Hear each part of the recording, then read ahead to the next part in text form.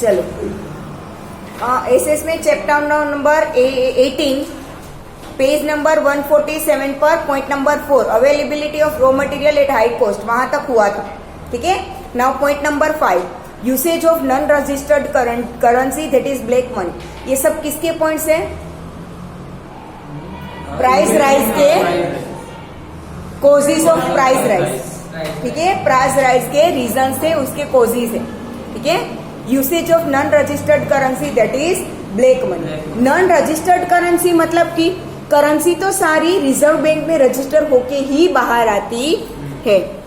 ठीक है, पर वो करेंसी जब हमारे घर में आती है तो इनकम के हिसाब से जब उसका इनकम टैक्स ना भरा जाए तब वो क्या बन जाता है? Black non registered currency. ठीक है, जितनी इनकम हो उसके हिसाब से हर एक को इनकम टैक्स भरना पड़ता है, बट इनकम के हिसाब से अगर इनकम टैक्स ना दिया जाए तो वो बन जाएगा ब्लैक मनी। ब्लैक और व्हाइट में कोई कलर अलग नहीं होता। ठीक है, वो क्या बन जाएगा? Black money. दूसरा कि विदाउट गवर्नमेंट की इंफॉर्मेशन, विदाउट गवर्नमेंट इंफॉर्मेशन जो नकली नोट बनाए जाते हैं, ठीक है, नकली मनी जो मार्केट में आते हैं that is also black money, पर वो देखने से पता नहीं चलता कि कौन सी असली है और कौन सी नकली है। ठीक है, अब लोग उन लोगों को भी जो नकली नोट छापते हैं उन लोगों को भी पता चल गया कि नकली और असली में कौन सा डिफरेंस है, तो वो लोग भी अब वो नहीं रखने लगे हैं डिफरेंस। मतलब कि देखने से तो बिल्कुल भी पता नहीं चलता। ठीक है, तो वो जब मार्केट में आती है सारी तो वो भर भर के रखी जाएगी, दैट इज ब्लैक मनी। ठीक है, now in order to save tax many economical dealings are not mentioned in accounting book. ठीक है, जो बिजनेसमैन होते हैं या तो छोटे छोटे व्यापारी, छोटे छोटे बिजनेसमैन या तो बहुत बड़े बिजनेसमैन, जो भी हो, बहुत सारे उनके जो इकोनॉमिकल डीलिंग्स होती है, मतलब कि लेन देन जो होती है, ठीक है, वो अकाउंट बुक में रजिस्टर ही नहीं होती क्योंकि उसका टैक्स नहीं देना होता है। इसलिए अगर वो अकाउंटिंग बुक में दिखाएंगे दैट मीन्स कि पैसों की लेन देन हुई है, और अगर पैसों की लेन देन हुई है तो उसका टैक्स लगेगा। ठीक है, तो वो टैक्स ना भरना पड़े इसलिए अकाउंट बुक में दिखाया ही नहीं जाता। Many people hide their high income और एक्सेस इनकम। बहुत ज्यादा अगर इनकम हो, बहुत बड़ी फैक्ट्रीज कंपनीज चला रहे हो तो उनकी इनकम बहुत ज्यादा होती है, तो वो ज्यादा इनकम दिखाते नहीं है। या तो एक्सेस इनकम, मतलब कि कोई जॉब कर रहा है, गवर्नमेंट जॉब मानो की है, ठीक है, और साथ में कोई बिजनेस भी कर रहा है, तो वो जॉब का इनकम तो उन्हें गवर्नमेंट जॉब है तो दिखाना ही पड़ेगा, देयर इज नो ऑप्शन। ठीक है, बट साइड में जो बिजनेस चल रहा है उसकी इनकम दिखाएगी ही नहीं, उसे एक्सेस इनकम बोलते हैं। ठीक है, एक साथ 2-3 जगहों से जो इनकम आती हो दैट इज एक्सेस इनकम। ठीक है, तो उसका टैक्स ना देना पड़े इसलिए वो एक्सेस इनकम दिखाई ही नहीं जाती। Thus, such an income is not mentioned in the accounting book and tax is not paid on it. Such unregistered income is called black money. Because of fear of being caught for paying income tax or service tax, rather than storing money, people try to use it as early as possible and purchase unwanted things. ठीक है, ये जो unregistered money है उसे बाहर लाकर उसके tax भरने के अलावा टैक्स भर देना चाहिए ताकि वो ब्लैक में से व्हाइट में कन्वर्ट हो जाए। ठीक है, पर लोग क्या करते हैं, टैक्स ना भरना पड़े इसलिए वो मनी छिपा कर तो ज्यादा टाइम तो रख नहीं सकते, इसलिए अनवांटेड थिंग्स परचेस करने लगते हैं। ठीक है, thus black money has been supporting for price. जिस लोगों के पास ब्लैक मनी बहुत ज्यादा है उसे छिपाने के लिए वो लोग क्या करेंगे, अनवांटेड थिंग्स खरीदने लगेंगे। जरूरी नहीं है वो भी चीज खरीदेंगे, तो जिसे चाहिए उसे तो कम पड़ेगी, दैट मीन्स डिमांड बढ़ेगी। जितना मैन्युफैक्चर है उनकी कंपैरिजन में डिमांड बढ़ती जाएगी तो प्राइस राइज होगा। ठीक है, now price rise by government price increase करती है। The government increases support prices of petroleum products chemical fertilizers, support price for agricultural crops by the way of administrative orders, because of which supply of money increases due to steps taken by government to fill the debt. ठीक है, government है वो petroleum की products के price बढ़ाती है, ठीक है, बहुत सारे केमिकल फर्टिलाइजर्स की भी वो प्राइस बढ़ाती है और एग्रीकल्चरल क्रॉप्स की भी प्राइस बढ़ाती है in order to fulfil the डेब्ट ऑफ द नेशन। ठीक है, मतलब कि जनरली गवर्नमेंट उसी चीजों की प्राइस राइज करती है जो इंपोर्ट करना पड़ता, बाहर की कंट्रीज में से लाते हैं, ठीक है, तो ऑब्वियसली कंट्री में सस्ता बेचेंगे तो डेब्ट के अंदर ही चलता जाएगा कंट्री, ठीक है, तो उसका तो प्राइस राइज करना ही पड़ेगा, गवर्नमेंट के पास भी कोई ऑप्शन नहीं होता।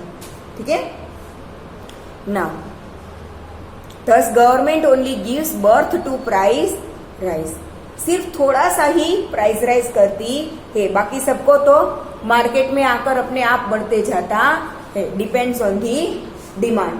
ठीक है, now natural factors, production reduces due to natural calamities like excessive rainfall, drought, earthquake, epidemic, etc. and human factors like war, riots, movements, strikes or individual unrest, lockouts, etc. Adverse effect is seen in supply. Natural factors भी काम करते हैं, जैसे कि मैंने आपको last lecture में कोल का एग्जाम्पल दिया था। लास्ट लेक्चर में मैंने किसका एग्जाम्पल दिया था आपको? कोल का। अभी थोड़े टाइम तो पहले आपने देखा होगा कि कोल खत्म हो रहा है, कोल खत्म हो रहा है, तो दिन में 4 से 5 घंटे तक तो लाइट चली जाएगी, सुना होगा ना, न्यूज़पेपर में भी आया था। फिर पता चला कि कोल खत्म नहीं हुआ है। ठीक है, कोल इंडिया में जहां पर सबसे ज्यादा मिलता है, जैसे कि वेस्ट बंगाल और आसाम का एरिया, ठीक है, वहां से कोल सबसे इंडिया में सबसे ज्यादा मिलता है, तो उस एरिया में रेनफॉल बहुत ज्यादा होता है। पहले तो क्या आया? एपिडेमिक आया, मतलब कि कोविड आया। ठीक है, इसकी वजह से पहले लॉकडाउन था, तब तो सब कुछ बंद ही होगा। हाँ, ऐसे जरूरी एरिया है वो रनिंग थे, ठीक है, पर वर्कर्स कम होंगे, जरूरी था तो उसे चालू रखना पड़ रहा था। बट क्या किया था कि अगर एम्प्लॉइज ज्यादा हो तो ऑल्टरनेट डेज कर दिया था, दैट मीन्स भी काम भी उतना कम होगा। ठीक है, तो पहले ये हुआ, दैट मीन्स की कोल का माइनिंग स्लो हो गया था।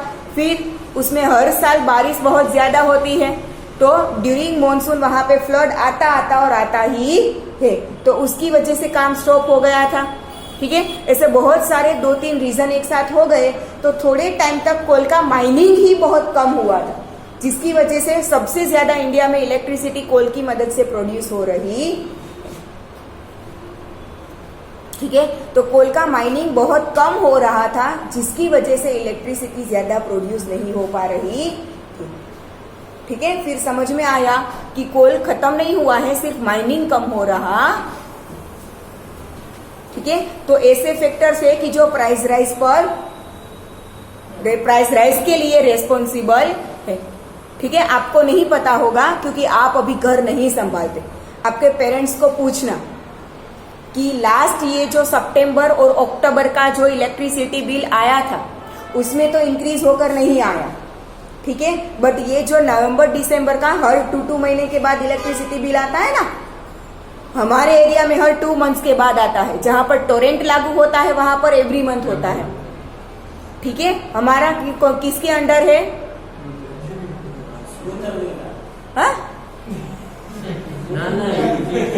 यूजीवीसीएल के अंडर है।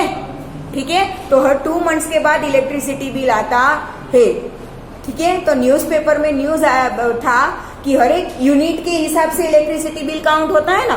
ठीक है, हर एक यूनिट का 50 पैसे प्राइस बढ़ रहा है, वो भी बहुत ज्यादा होता है। हर एक यूनिट का 50 पैसा प्राइस राइज हो रहा है, और वो राइज कहां से लागू पड़ेगा पता है आपको? अक्टूबर तक का लाइट बिल हमने भर दिया है, तो नवंबर दिसंबर का जो लाइट बिल आए उसमें वो 50 पैसे इंक्रीज होकर आएंगे। ठीक है, पर वो लागू पड़ेगा जून के महीने से। कहां से लागू पड़ेगा? जून के। तो आपके मानो कि जून जुलाई के इलेक्ट्रिसिटी बिल में आपके घर का 98 यूनिट आपने यूज किया है सपोज, जून और जुलाई उस मंथ के 98 यूनिट आपने यूज किया है, तो अकॉर्डिंग टू दैट कितने रुपीस हुए? 49 रुपीस हुए। तो जून जुलाई के 49 आपको ये दिसंबर के इलेक्ट्रिसिटी के साथ देने पड़ेंगे। वैसे ही जुलाई से लागू होगा, दो मंथ, जुलाई अगस्त का ऐसे देना पड़ेगा, फिर सितंबर अक्टूबर का भी देना पड़ेगा, और ये नवंबर दिसंबर का, मतलब कि 6 मंथ का एक साथ प्राइस राइज आएगा। ठीक है, तो ये सारी चीजें होती है कि नेचुरल फैक्टर्स अफेक्ट करते हैं, जिसकी वजह से प्राइस राइज होता है। ठीक है, दूसरा main made factors like Wars, riots, strike, lockouts. ठीक है, अभी हुआ था ना लॉकडाउन। ठीक है, तो ये जो मेन मेड फैक्टर्स हैं वो भी रेस्पॉन्सिबल है। Now decrease in supply when the quantity of money remain stable results in increased pressure on demand of commodities resulting in rise in price level. ठीक है, पैसे उतने ही रखकर अगर क्वांटिटी डिक्रीज हो रही है, क्वांटिटी डिक्रीज हो रही है और अगर प्राइस इतना ही रखे तो इनकम कम हो जाएगी। यस और नो? क्वांटिटी डिक्रीज हो रही है और उस क्वांटिटी की आप प्राइस राइज ना करो तो इनकम कम हो जाएगी ना। ठीक है, अगर किसी के फादर का कोई छोटा सा बिजनेस हो, ठीक है, मानो कि किसी की ग्रोसरी शॉप है, सपोज फॉर एग्जाम्पल। ठीक है, हर महीने उनकी इनकम है, मानो कि वो जो शुगर बेचते हैं ग्रोसरी स्टोर में, जो शुगर बेचा जाता है, मानो कि एवरी मंथ वो 100 केजीज तो बेच ही देते हैं शुगर, सपोज फॉर एग्जाम्पल बोल रही हूँ। ठीक है, किसी के भी फादर की मानो कि ग्रोसरी शॉप है, तो वो एवरी मंथ 100, सिर्फ शुगर का एग्जाम्पल रही हूँ, बाकी सारी चीजें तो अलग बिकती ही होगी। ठीक है, मानो कि एवरी मंथ 100 केजी शुगर बेच रहे हैं। ठीक है, और शुगर का प्राइस 45 रुपीज है, तो इनकम कितनी होगी एवरी मंथ? 45,000 होगी। सॉरी 100 केजी मतलब 4,500 ओनली शुगर का, बाकी सबका तो बहुत सारा होगा। ठीक है, तो ओनली शुगर का इनकम एवरी मंथ क्या हुआ? 4,500। बट अगर क्वांटिटी कम हो गई, 100 केजीज की जगह पर वो 80 केजीज ही बेच पाए और प्राइस 45 ही रखा, तो इनकम कम हो जाएगी कि नहीं? ठीक है, वो इनकम को बैलेंस करने के लिए प्राइस राइज करना पड़ेगा। आया समझ में? These are the factors responsible for the price rise. Next, smuggling, hoarding and black marketing. Many times due to high import duty rates as well as control on import or restriction on exports with the intention of duty evasion, secretly without paying taxes, foreign goods are dumped in a country. This is called smuggling. अगर दूसरी country से चीजें export हो रही है तो उसमें क्या करना पड़ेगा? ड्यूटी टैक्स भरना पड़ेगा. क्या भरना पड़ता है उसमें? ड्यूटी टैक्स भरना पड़ता है. अगर दूसरी कंट्री से इंपोर्ट हो रही है तो कई बार आपने सुना होगा कि कई लोग लोकल बिजनेस करते हैं, दूसरी कंट्रीज का माल यहाँ पर लाकर.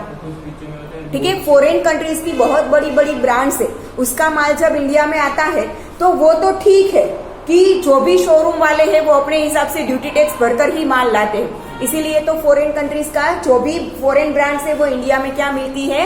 कॉस्टली मिलती है, क्योंकि ड्यूटी टैक्स वगैरह सब कुछ देना पड़ता है. तो ऑब्वियसली वो बिजनेसमैन अपने ऊपर तो वो ड्यूटी टैक्स लेगा नहीं, किसके ऊपर जाएगा? फाइनली कस्टमर्स के ऊपर. ठीक है, पर कई सारे ऐसे लोग होते हैं कि जो फॉरेन ब्रांड्स इतनी फेमस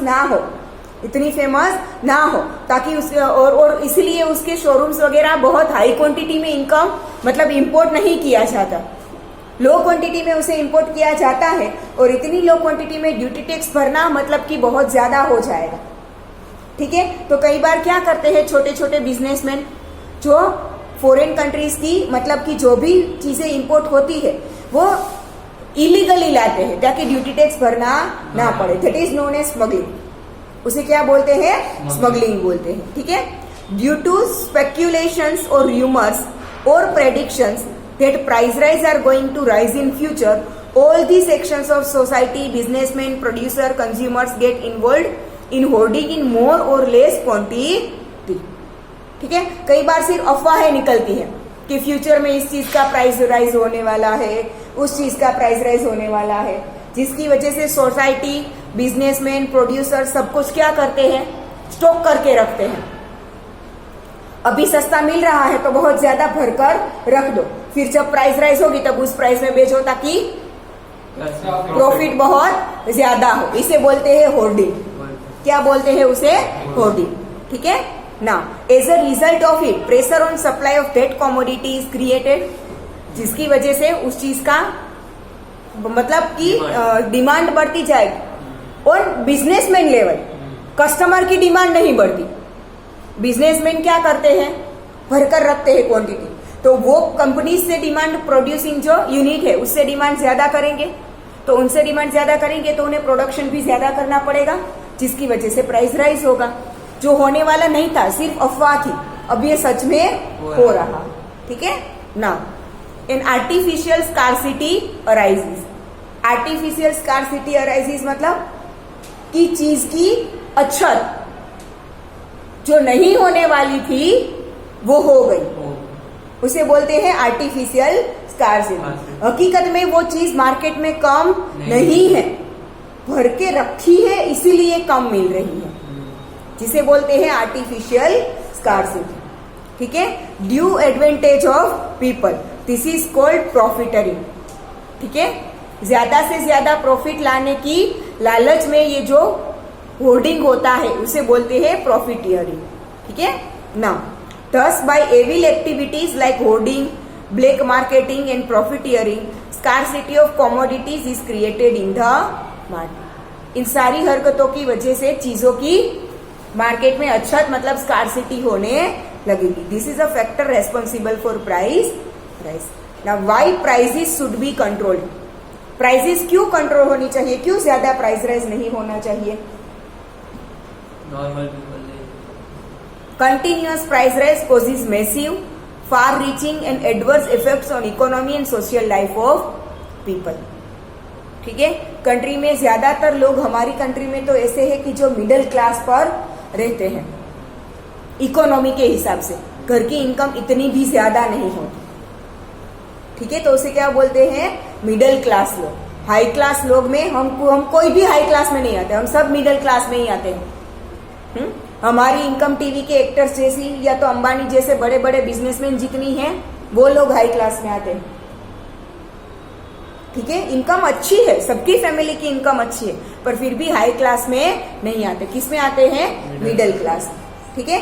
तो मिडिल क्लास के लोग की एक परेशानी क्या होती है पता है? लोअर की क्लास की तरह हल्के में भी नहीं रह सकते। ठीक है। और हाई क्लास की तरह दिखावा करना पड़ता है, रहना पड़ता है, जितनी इनकम होती नहीं है। ठीक है। उनके लेवल के साथ मैच कर कर रहना पड़ता है, पर उनकी उतनी इनकम होती नहीं है। ठीक है। तो continuous price rise causes massive, far reaching and adverse effects on economy and social life of people. ठीक है। जिसकी वजह से इकोनॉमिकली कंट्री को भी इम्बेलेंस होगा और लोगों की सोशल लाइफ पर भी इफेक्ट पड़ेगा। To avoid this effects the need of price control has arisen. इस प्रॉब्लम्स को रिमूव करने के लिए प्राइस राइज को कंट्रोल करना बहुत जरूरी है। We will understand the effects of price rise as follows. The vicious circle of price rise keep on moving continuously because of increase in profit, increase in income, increase in purchasing power, increase in demand of goods and services. Lives of poor and middle class people becomes miserable. ठीक है। ये price rise का circle तो continuously चलता ही रहता है, जिसकी वजह से बहुत सारे लोगों के प्रॉफिट में भी इंक्रीज होता है। ठीक है। बहुत सारे लोगों की इनकम भी इंक्रीज होती है। Increase in purchasing power. Purchasing power मतलब जो अभी हमने देखा ना होर्डिंग, ठीक है, उनका प्रॉफिट बढ़ता जाता है क्योंकि पहले सस्ते प्राइस में भरकर रख दिया, फिर जब प्राइस राइज हुआ तब बेचा ताकि प्रॉफिट बहुत ज्यादा हुआ। ठीक है। तो ये increase in purchasing power, increase in demand of goods and services, lives of poor people, middle class people becomes miserable. जिसकी वजह से पुअर और मिडिल क्लास लोगों की लाइफ क्या हो जाती है? Miserable. Rate of savings and capital generation decreases due to price rise. ठीक है। प्राइस राइज होगी, इनकम उतनी ही है और प्राइस चीजों की बढ़ती जा रही है। अब जो जीवन में जरूरी है वो चीजें तो लेनी पड़ेगी, तो क्या होगा? जो सेविंग्स बचा के रखी थी लोगों ने उसमें से यूज करना पड़ेगा। ठीक है, क्योंकि चीजें महंगी होने लगी है बट घर की इनकम तो उतनी ही है। ठीक है, तो सेविंग्स में डिक्रीज होगा। दूसरा, कैपिटल जनरेशन डिक्रीजेस।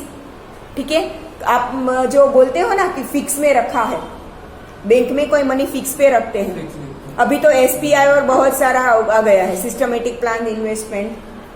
ठीक है, बहुत सारा जो आपको नहीं पता होगा, आपके मम्मी पापा को पता होता है क्योंकि वो लोग एवरी मंथ इन्वेस्टमेंट करते हैं।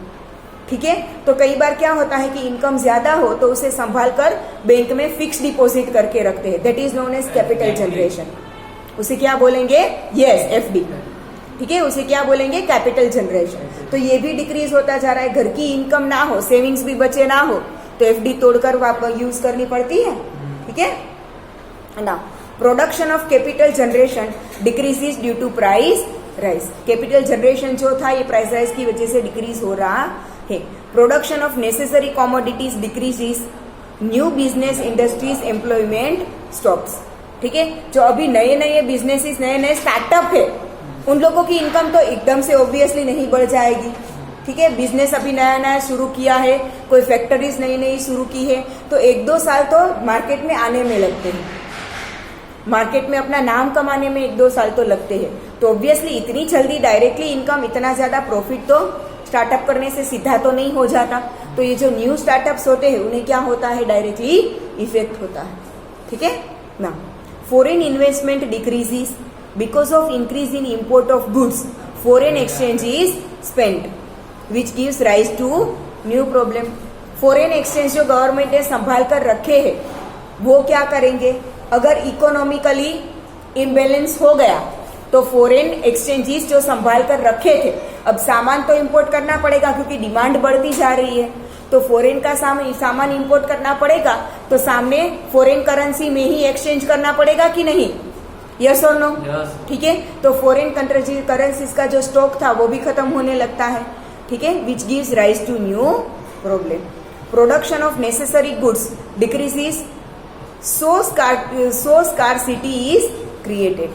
Foreign production of necessary goods decreases, जो रोजबरों की जो भी नेसेसरी गुड्स है उसका प्रोडक्शन डिक्रीज होता जाएगा, जिसकी वजह से स्कार्सिटी क्रिएट होती है।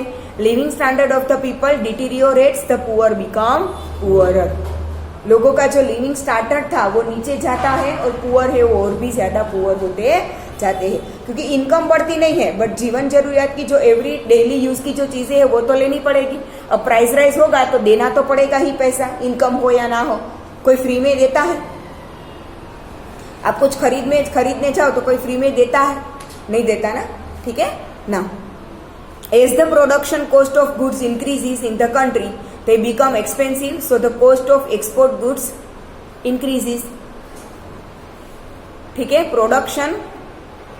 the production cost of goods increases. सामान जो भी प्रोड्यूस होता है उसका प्रोडक्शन कॉस्ट बढ़ता जाएगा, जिसकी वजह से वो एक्सपेंसिव होती जा रही है। So the cost of export goods increases, जो सामान एक्सपोर्ट करते हैं उसका भी प्राइस राइज हो जाएगा। ठीक है, comparatively imported goods become cheap in the market, जिसकी वजह से इंपोर्ट जो करते हैं वो क्या होता है? चीप होता जाता है। As a result exports decreases and import increases, जिसकी वजह से अब एक्सपोर्ट का माल सामान कॉस्टली हो गया तो दूसरी कंट्रीज भी कम खरीदेगी ना, तो एक्सपोर्ट कम होता जा रहा है, सामने इंपोर्ट सस्ता होता जा रहा है तो इंपोर्ट बढ़ता जाएगा। सस्ती चीजें सबको लेनी होती है। ठीक है, balance of exchange is disturb, जिसकी वजह से जो फॉरेन एक्सचेंज का जो बैलेंस था वो क्या हो जाएगा? डिस्टर्ब हो जाएगा। Imbalance is created in import and export. ठीक है, now living standard of poor और middle class deteriorates because of price rise. Poor और मिडिल क्लास के जो लोग हैं उनका लिविंग स्टैंडर्ड ज्यादा से ज्यादा डिक्रीज होता जाता है, जबकि हायर लेवल के लोगों को तो कोई फर्क नहीं पड़ता, उनकी इनकम ही इतनी होती है कि प्राइस राइज उन्हें इफेक्ट नहीं करता। ठीक है, now in order to fulfill requirements, immoral activities like theft, robbery, murder, crime, betting, hoarding, profiteering, black marketing, corruption, suicide increase in the society. अब requirements उतनी ही होती है पर चीजें क्या होने लगी है? महंगी होने लगी है, तो वो सब कुछ फुलफिल करने के लिए क्या होती है? Immoral activities. ठीक है, एक्टिविटीज जो कि नहीं होनी चाहिए वो बढ़ती जाती है। जैसे कि चोरी, थेफ्ट है, रॉबरी है, मर्डर, क्राइम, बेटिंग लगाना, ठीक है, वो सब कुछ इंक्रीज होता जाता है। Imbalance is created moral degradation occurs in society, जिसकी वजह से सोसाइटी में मोरल डिग्रेडेशन होता जाता, लोगों की सोच हल्की होती जाती है, ठीक है ना। 10 inflationary price rise is a hindrance of economy, so there is a desperate need to control price rise। तो इन सारी चीजों की वजह से प्राइस राइज कंट्रोल होना चाहिए। Now steps taken to control price rise। Total expenditure keeps on increasing continuously in economy, but production of goods does not increase with same pace। ठीक है, टोटल एक्सपेंडिचर मतलब कि जो पैसों का यूज है वो बढ़ता ही जा रहा है ड्यू टू प्राइस राइज, ठीक है, but production of goods does not increases with the same pace, मतलब सेम रेट, उसी रेट से गुड्स का प्रोडक्शन नहीं हो रहा है। This results in price rise. Government take steps to control price rise. First है मॉनिटरी मेजर्स, उसमें first bank that is the Reserve Bank of India RBI reduces the money circulation in the economy। Monetary measures मतलब price control करने के लिए RBI है वो money का जो सर्कुलेशन मार्केट में चल रहा था उसे स्टॉप कर देते हैं, मतलब कि RBI में से डेली जो नोट्स बाहर निकलती है वो निकलना बंद हो जाएगी, ठीक है। Now as a result a leash is imposed on the spending tendency of people, thereby reducing the demand of goods, which in turn leads to reduction in prices। जिसकी वजह से लोगों के पास अब मार्केट में पैसे घूमने बंद हो गए, तो लोगों के पास पैसे कम होने लगे, जिसकी वजह से वो लोग क्या करेंगे, जो भी बहुत ज्यादा जरूरी है वही चीजें खरीदेंगे, बेफालतू की चीजें खरीदेंगे नहीं, जिसकी वजह से प्राइस धीरे धीरे चीजों की क्या होने लगती है, कम होने लगती है, ठीक है। अगर बिक्री मतलब कि सेल्स इतना ना हो तो प्राइस तो कम रहेगी ही ना, ठीक है, डिमांड डिक्रीज होती है। तो RBI increases rate of interest through lending policy, चीजों के इंटरेस्ट का वगैरह का क्या करते हैं, इंक्रीज रेट में करते हैं, इंटरेस्ट में। लोन और क्रेडिट बिकम्स एक्सपेंसिव विच स्टॉप्स अननेसेसरी कैपिटल इन्वेस्टमेंट और बेटिंग इन्वेस्टमेंट। लोन्स और क्रेडिट है वो एक्सपेंसिव होते जाते हैं, जिसकी वजह से लोग अननेसेसरी चीजें खरीदने में अब रस नहीं रखते। घर एक हो तो दूसरा क्या करते हैं, इन्वेस्टमेंट के लिए खरीदते हैं, बट लोन वगैरह के इंटरेस्ट ज्यादा हो जाए तो ये खरीदने का नहीं सोचेंगे, जो चीजें जरूरी नहीं है वो नहीं करेंगे। और बेटिंग भी कम हो जाता है, जो जुआरी होते हैं बेटिंग करते हैं वो लोग क्या करते हैं, इंटरेस्ट पर पर्सनल लोन ले लेकर क्या करते हैं, बेटिंग लगाते हैं। तो अगर पर्सनल लोन के इंटरेस्ट रेट ज्यादा हो जाए तो ये सब कुछ क्या हो जाएगा, कम हो जाएगा। On the other hand the saving tendency of the people increases due to increase rate of interest as well as there is increase in deposits. Investment in different savings, thus due to lack of funds, betting, speculation, hoarding are stopped and profiting is controlled. Third, because of increasing bank rate, commercial banks have to increase lending rate, so proportion of lending decreases. Due to increase in the rate of interest, excess money is fetched from betting and comes back to economy in the form of savings, so rate of capital investment increases. New fields of business and employment are opened. Due to increase in reserve funds of banks, branch of commercial banks are controlled. Decrease in lending is there. By selling government securities in the open market, cash reserve of commercial banks and public is reduced. As there is decrease in supply of money in the hands of people, consumable expenditure reduces, resulting in control of price rise। ठीक है, यहाँ तक आज रखते हैं।